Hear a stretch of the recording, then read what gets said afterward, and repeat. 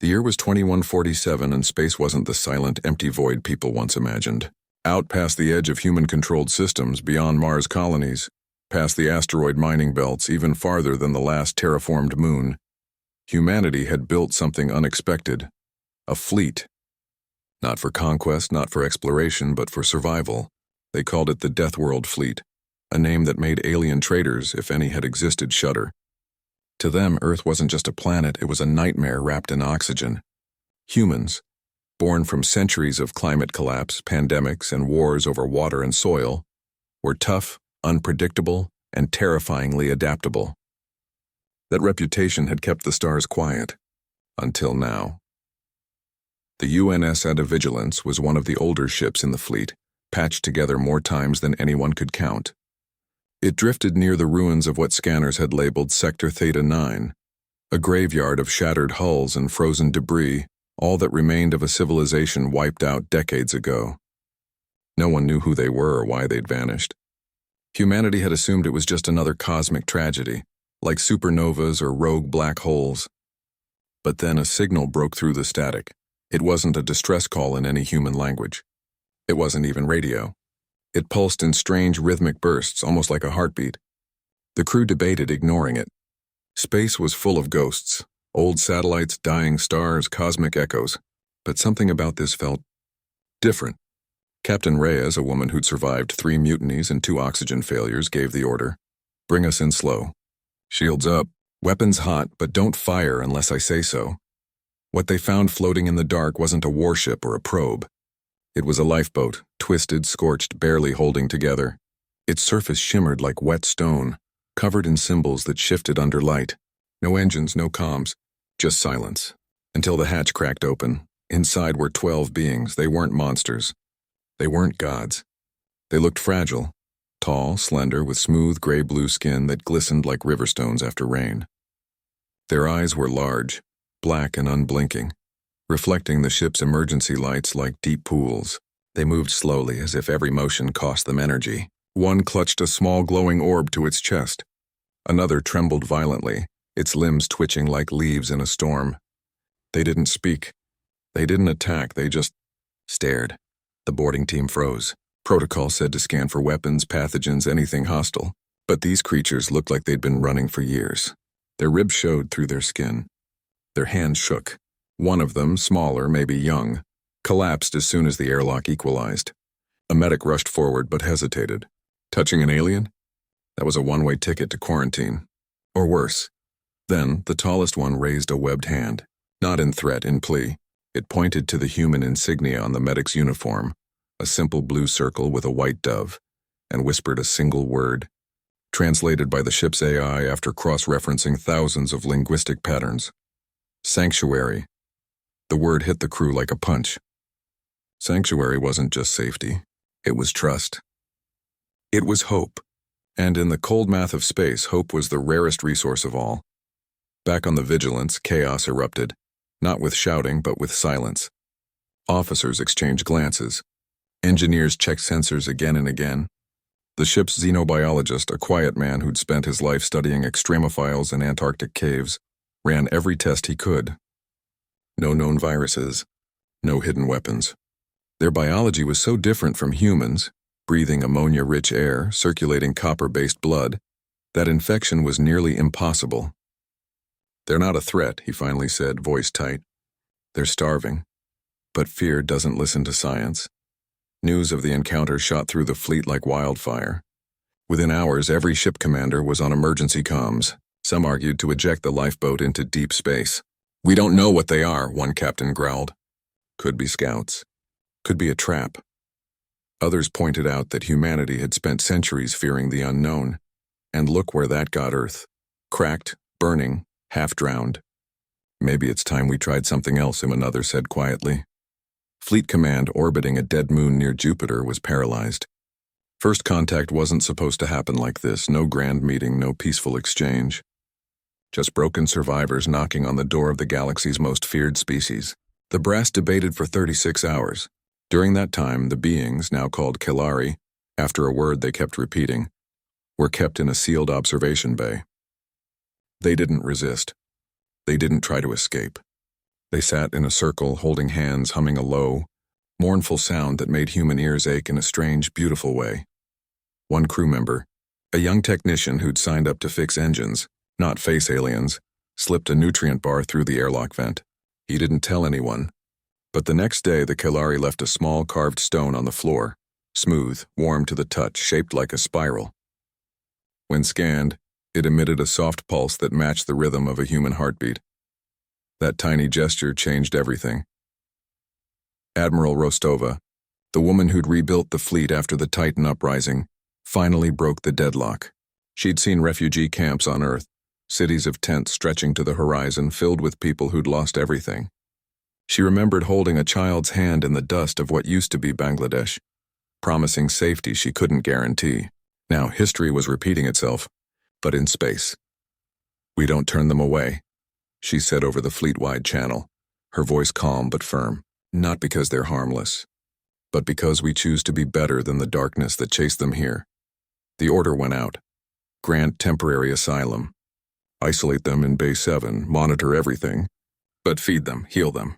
Treat them like guests, not prisoners. As the Kalari were moved to their new quarters lined with soft light, flowing water, and walls that responded to touch like living skin, one of them turned to the human escort.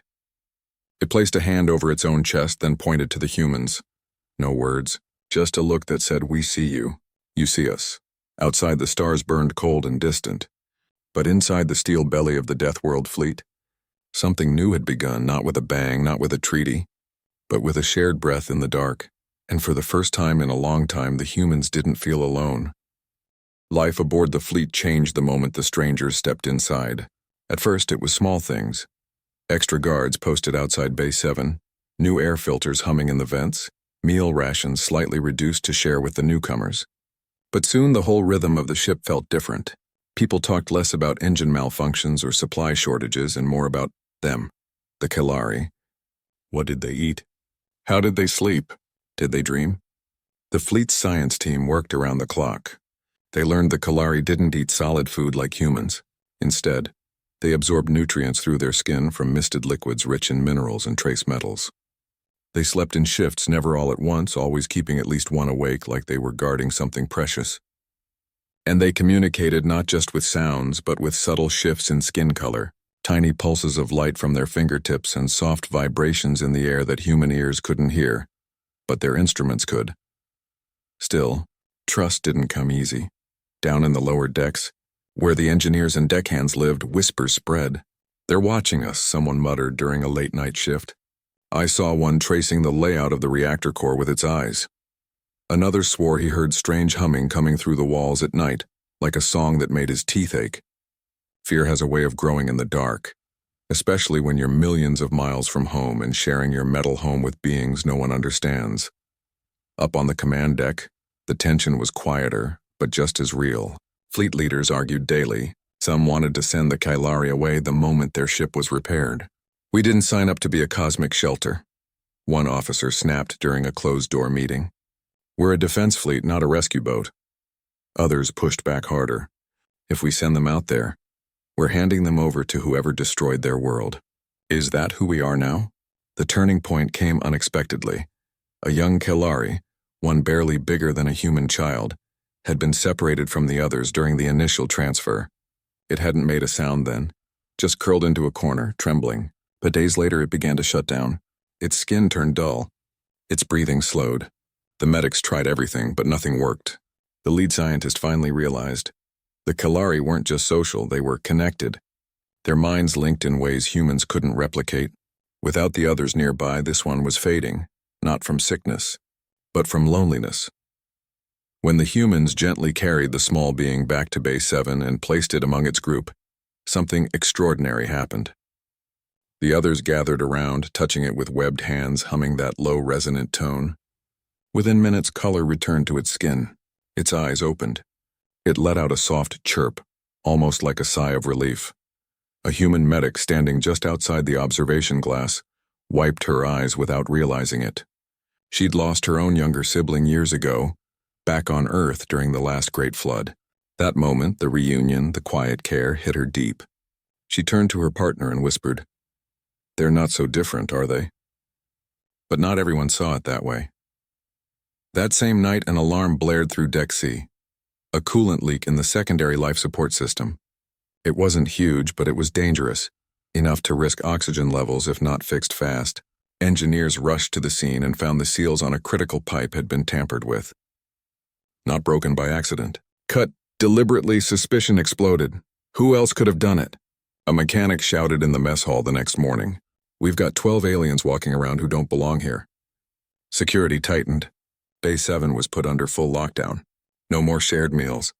No more casual observation. Even the nutrient mist was delivered by drone now. The Kalari didn't protest. They just grew quieter, their light dimmer, their movement slower. They knew what was happening. They'd been refugees before. They knew how quickly kindness could turn to fear, but one person refused to believe they were behind it. The fleet's top admiral, the one who'd ordered their rescue, had seen enough of human nature to know. When things go wrong, we always look for someone to blame. She reviewed the security logs herself. No Kalari had left Bay 7 in 48 hours. The leak happened in a section they'd never been near. And the tool used to cut the seal? A standard-issue engineering cutter, one that dozens of human crew members had access to. She called a full briefing, not to accuse but to remind. We're scared, she said, standing in front of the command staff, her voice steady. I get it. Space is big and we're small, but fear makes us stupid, and stupid gets people killed, our own people and theirs. She paused, looking each officer in the eye. If we start treating them like enemies, we become the very thing they ran from. Her words didn't fix everything overnight, but they planted a seed. Slowly, carefully, the fleet began to shift again. Engineers double-checked their own tools. Security reviewed protocols, not just for the Kalari, but for internal sabotage risks, and a few brave souls started small acts of trust. A linguist left simple drawings outside Bay 7, sun, water, hand, heart. The next day, a Kalari left a smooth stone etched with matching symbols. Then came the breakthrough no one expected. One of the older Kalari, tall, calm with eyes that seemed to hold centuries, approached the observation window during a quiet watch shift. It placed its palm flat against the glass. A human officer, after a long pause, did the same on the other side. No words, just two hands, separated by inches of reinforced polymer but somehow connected. Through gestures and shared images on a tablet, they began to communicate. The Kalari showed star maps, not just of their ruined home but of places humans had never seen. Nebulae that pulsed with energy, planets with oceans of liquid methane, and something else, data, vast, complex, stored not on chips, but in organic crystals they carried in their robes. When scientists examined one under safe conditions, they realized it wasn't just information. It was memory, genetic codes, ecosystem blueprints, healing patterns from plants that hadn't existed in millennia. Some of it matched Earth's lost biodiversity. The implications hit like a wave. These beings weren't just running for their lives. They were carrying the last echoes of entire worlds, worlds that might hold answers to Earth's dying soil, poisoned rivers, and vanishing forests. But sharing it wasn't simple. The Kalari explained, through images and emotion, that to access the full data, a human mind would need to link directly with theirs. A kind of neural handshake, risky, unpredictable, possibly dangerous. The Admiral didn't hesitate. Find volunteers, she said. Not soldiers, not spies. People who understand what it means to lose a home, and what it means to save one. As the fleet drifted through silent space, something new stirred in its steel heart. Not just coexistence, but collaboration. Not because it was easy, but because both sides had already lost too much to walk away. And in that fragile space between fear and hope, humanity took its first real step, not just into the stars, but into something greater than itself. Tension had been building like pressure in a sealed chamber, and then, without warning, it exploded. Not with weapons, not with shouting, but with a message that echoed across every ship in the fleet. A transmission, cold and sharp, cut through the usual chatter of comms and engine hums. It came from deep space beyond the edge of known territory. And it wasn't meant for human ears, but it found them anyway. Surrender the fugitives, the voice said, flat and mechanical, translated by the fleet's AI.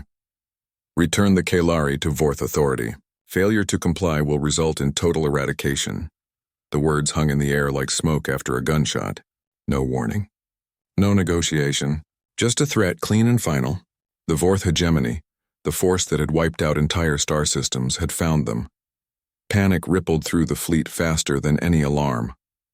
Crews double-checked shield generators. Pilots ran drills they hadn't practiced in months. In mess halls and engine rooms, people spoke in hushed tones. What do we do? Do we hand them over? Can we even fight something like that? The Kalari knew the voice. When the message played in Bay 7, they froze. Their skin darkened to a deep indigo, their version of terror. One of them dropped to its knees, clutching the glowing orb it always carried. It wasn't just data. It was a tomb. A library of lost worlds encoded in light and memory, and now the ones who burned those worlds were at the door. Fleet Command split down the middle. Some argued for surrender. We don't even know if these Kalari are innocent, one officer insisted. For all we know, they started the war. Others pointed out the obvious: the Kalari had no weapons, no warships, no army, just a broken lifeboat and a plea for help. If we give them up, said another, we're no better than the monsters chasing them. But the real crisis wasn't just outside, it was inside. Just days after the threat arrived, a fire broke out in the cargo bay of the UN's Mariner, one of the fleet's supply ships. It wasn't big, but it damaged critical water recyclers. During the investigation, engineers found scorched wiring and traces of a chemical compound used in Kalari nutrient mist. That was all it took. Rumors spread like wildfire. They're sabotaging us from the inside. They want us weak before the Vorth arrive. Security locked down Bay 7 again. This time even the Admiral couldn't stop it. The mood had shifted. Fear had won. But then something unexpected happened. Late one night, a human technician, someone who'd spent weeks quietly observing the Kalari through the glass, reviewed the fire logs. He noticed something odd. The chemical residue didn't match the Kalari's mist. It was close, but not the same. He dug deeper, cross-referencing maintenance records, and found the truth. The compound came from a cleaning solvent used in engineering, human-made, standard issue. The fire, caused by an overloaded circuit ignored during a rushed repair. Human error, not sabotage. He brought the evidence straight to the bridge. It didn't erase the fear, but it cracked it open just enough for reason to slip through. Around the same time, the Kalari elders made a choice. They gathered in a circle, touched foreheads, and then approached the observation window.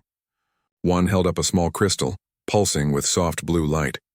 Through gestures and shared images on a tablet, they offered something no one expected. Help. Not just star maps or old memories. Real usable tech. Their biology wasn't just strange, it was advanced. Their nervous systems could predict micro-shifts in gravity and radiation, letting them sense danger before sensors could. Their skin secreted a biogel that could seal hull breaches faster than any human polymer. And their memory crystals? They held patterns, mathematical, biological, even tactical, that could be adapted to human systems. But there was a catch. To truly understand it, to merge it with human tech, someone would need to connect directly with a Kalari mind. Not just watch, not just listen. Feel it was risky. The Kalari warned that their thoughts moved in spirals, not lines. Their memories weren't stored like files, they were lived, relived, layered. A human mind might not survive the flood of images, emotions, centuries of loss. Still, volunteers stepped forward. Not soldiers. Not heroes. Just ordinary people who'd seen enough of war and waste on Earth to know. Sometimes, the only way out is through connection. The first attempt happened in a sealed lab, with medics and engineers watching every heartbeat. A human linguist, someone who'd spent months learning Kalari gestures, sat across from Vela, the oldest of the group. They placed their hands on a shared interface, a smooth disk that glowed faintly. Then they closed their eyes. What happened next wasn't magic. It wasn't sci-fi fantasy. It was messy, overwhelming, and deeply human. The linguist didn't just see Kalari cities. He felt them, the wind on glass towers, the taste of rain on alien leaves, the crushing silence after the bombs fell. He felt the weight of carrying an entire civilization in your mind, knowing you might be the last one who remembers how the river sang. And in return, Vela experienced human memories. A child's first steps on cracked concrete, the smell of bread in a refugee camp, the sound of a lullaby sung in the dark after the power grid failed. When they opened their eyes, both were crying, but they'd done it. They'd built a bridge. Using what they'd shared, engineers began modifying ship systems. Navigation AI learned to predict Vorth patrol patterns using Kalari intuition. Hull coatings were infused with biogel that self-repaired under stress. Even communication arrays were tuned to pick up the subtle vibrations the Kalari used to speak across distances. The fleet wasn't just hiding anymore. It was changing, and just in time. Long-range scanners picked up movement. 3 Vorth scout ships, sleek, black, silent, were entering the system. Fast, armed, hunting. The Deathworld fleet had never faced real war in space. Earth's battles were over dirt and water, not star lanes and plasma cannons. But now they had something the Vorth didn't expect. Unity. Not just human unity, but something new. A blend of human grit and Kalari wisdom. As the fleet prepared, there were no grand speeches. No dramatic music. Just people doing their jobs, checking seals, syncing systems, sharing quiet nods in the corridors. A cook packed extra rations. A medic double-checked trauma kits. A young pilot whispered to her console, "Let's show them what a Deathworld really means." The Kalari didn't fight. They couldn't. But they stood watch in their bay, hands linked, humming that low, steady tone, like a heartbeat for the whole fleet. Out there, in the endless dark, the hunters were coming. But for the first time, the hunted weren't alone. The Vorth scouts arrived like shadows slipping between stars, silent, sharp, and sure of themselves. They didn't broadcast warnings or demand surrender this time. They just came, spreading out in a perfect hunting formation, scanning every rock, every signal, every whisper of heat in the void. They knew the Kalari were here, and they weren't leaving without them. Inside the fleet, there was no panic, just a quiet, focused energy. People moved faster, spoke less, checked their gear one more time. The usual chatter over comms had been replaced by short, clear commands. Even the air felt different, charged like before a storm. The plan wasn't to win a fair fight. That was impossible. The Vorth ships were faster, better armed, built for conquest. But the Deathworld fleet had something the Vorth couldn't understand. Desperation mixed with hope. And a strange new kind of intelligence. One born from 2 species learning to think together. Using the shared knowledge from the mind link, engineers had reprogrammed old mining drones to mimic ship signatures. They'd rerouted power to make engines flare like dying stars. And deep in the asteroid belt nearby, they'd planted old reactor cores rigged to explode in bursts of electromagnetic noise, enough to blind sensors for precious seconds. The first move came not from weapons, but from silence. As the Vorth scouts closed in, the entire human fleet powered down, lights off, engines cold, comms dark. To scanners, they looked like drifting junk, just more debris in a graveyard of dead worlds. The Kalari, meanwhile, stood in their bay with eyes closed, their skin pulsing faintly in rhythm. They weren't fighting. They were listening to gravity shifts, to the hum of distant engines, to the tiny vibrations in space itself. Then through a secure channel they sent a single pulse. Now. The trap snapped shut. Mines hidden in the asteroid field detonated, not with fire, but with blinding pulses of static that scrambled Vorth targeting systems. At the same moment, the decoy drones flared to life, zipping in opposite directions like panicked prey. One Vorth ship turned to chase them. Another slowed, confused. That's when the UNS Aegis, known the fleet's flagship, came alive. Engines roared. Shields flared. And from its belly, a swarm of modified repair bots shot out, not to fix but to cling. Coated in Kalari biogel, they latched onto the nearest Vorth hull and began eating through armor with enzyme-laced acid. Slow, quiet, unstoppable. The battle wasn't grand or glorious. It was messy, brutal, and over in minutes. One Vorth scout, blinded and swarmed, tried to flee, but flew straight into a cloud of magnetized scrap metal that clung to its engines like iron filings.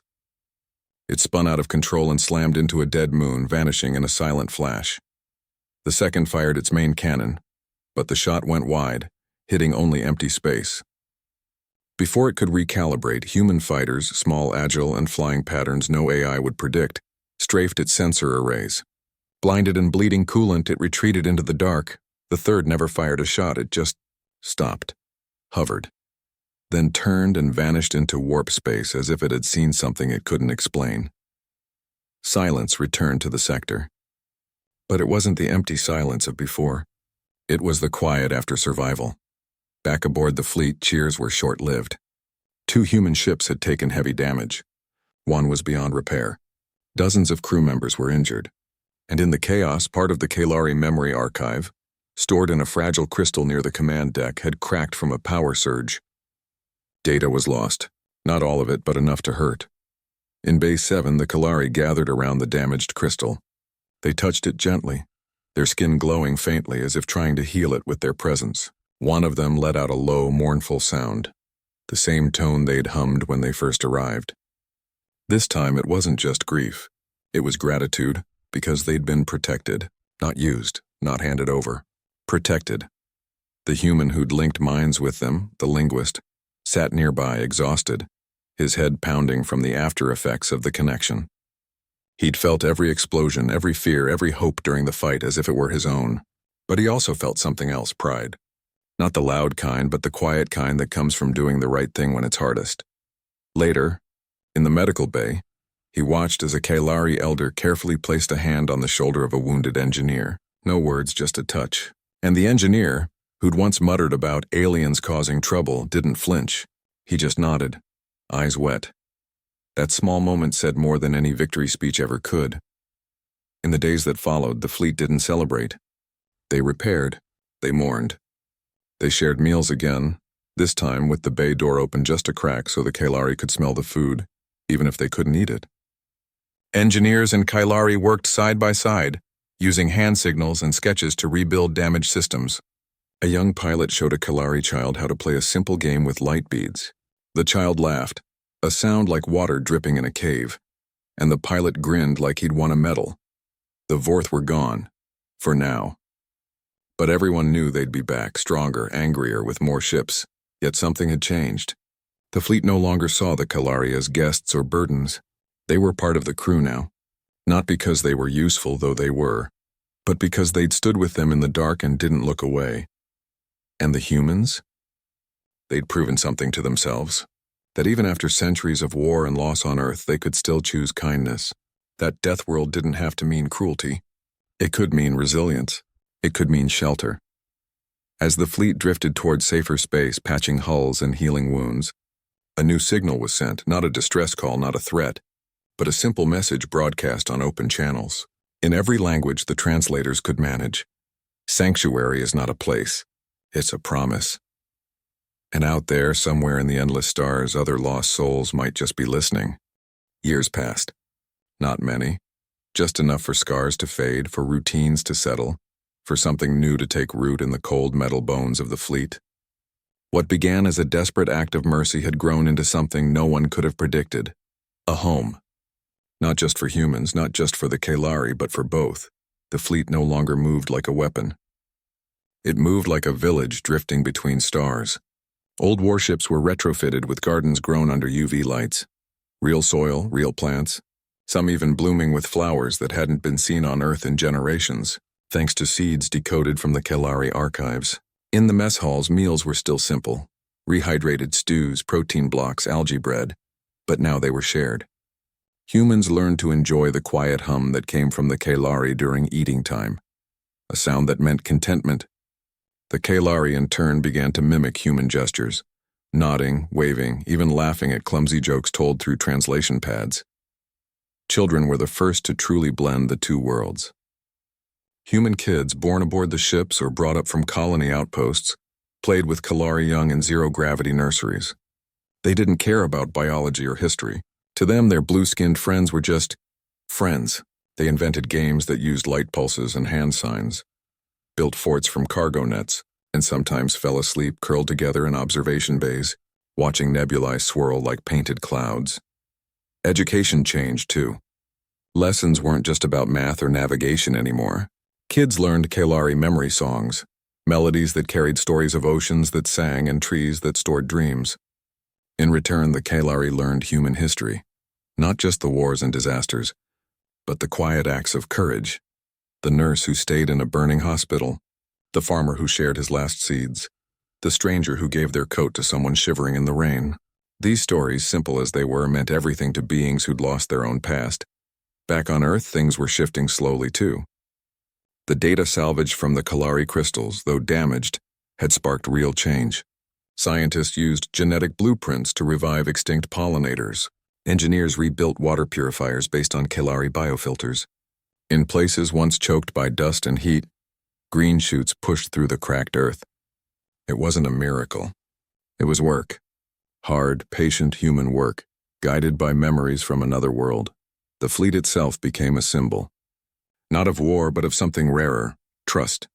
Ships from distant colonies began sending messages, not just supplies, but volunteers, teachers, doctors, artists. People who wanted to be part of this strange, hopeful experiment in the stars. Even former skeptics, the ones who'd once called the Kalari a threat, now stood watch alongside them, sharing shifts, sharing silence, sharing the weight of the unknown. The council that formed wasn't like old governments. No one shouted to be heard. Decisions were made slowly, with input from both sides. Humans brought urgency, practicality, the kind of stubborn hope that kept Earth alive through its darkest days. The Kalari brought patience, deep memory, and a way of seeing time not as a line but as a circle, where every loss held a seed of renewal. Together they found balance. One evening, long after the Vorth threat had faded into rumor, the admiral who'd first said sanctuary sat alone in the observation lounge of the Aegis. She wasn't young anymore. Her hands were rough, her eyes tired, but her posture was calm. On the table before her lay a small, smooth stone, the first gift the Kalari had ever given all those years ago. It still pulsed faintly when held close to the skin. A Kalari elder entered quietly and sat beside her. No words were needed. They just watched the stars drift by. Two old survivors who'd seen too much death to waste another moment on fear.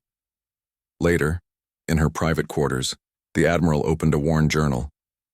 She didn't write orders or reports anymore. She wrote memories. For the fleet, for the children, for anyone who might one day wonder how it all began. We thought we were saving them, she wrote, her handwriting shaky but clear. But they saved us too. They reminded us that strength isn't just about surviving. It's about choosing to care when it's easier not to. That home isn't a planet or a ship. It's the people you protect and the promises you keep. She closed the book and looked out the viewport. In the distance, a new ship was docking. A civilian vessel from the outer colonies carrying families, seeds, and a crate of hand-painted toys for the nursery. On its hull, someone had stenciled a symbol, a human hand and a webbed one, clasped together. Down in the lower decks, music played, soft, unfamiliar, a blend of human strings and Kalari resonance tones. People gathered not for a meeting, but just to be together, to eat, to talk, to remember they weren't alone in the dark. The Deathworld fleet still carried its name. But now it meant something different. It wasn't about how harsh Earth had been. It was about how far its people had come, how they'd turned a weapon into a cradle, a refuge into a future. And out there, beyond the edge of known space, other signals began to appear, faint, scattered, but real. More survivors, more lost souls, more chances to say the word that changed everything. Sanctuary,